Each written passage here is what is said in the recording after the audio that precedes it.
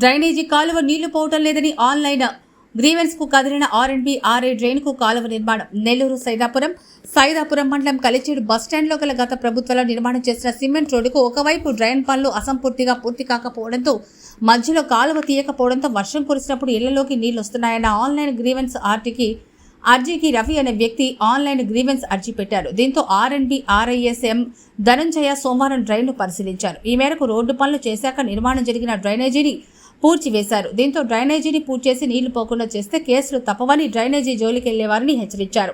మధ్యలో 2 మీటర్లు కాలువ లేకపోవడంతో జేసీబీని తెప్పించుకొని మట్టిని తీసి నీరు వెళ్లేలా పనులు చేయించారు. ప్రస్తుతం రోడ్డు పనులు గత 5 నెలల క్రితం మధ్యలో పనులు ఆగిపోవడంతో డ్రైనేజీ పనులు కూడా స్తంభించాయి. ప్రజలు సైదాపురం డేగపూడి మధ్య గుంటల రోడ్డు డ్రైనేజీ సమస్యతో సతమతమవుతున్నారు.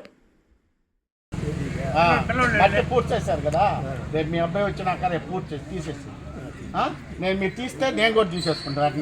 మీరేం చేసి తీసేస్తాను.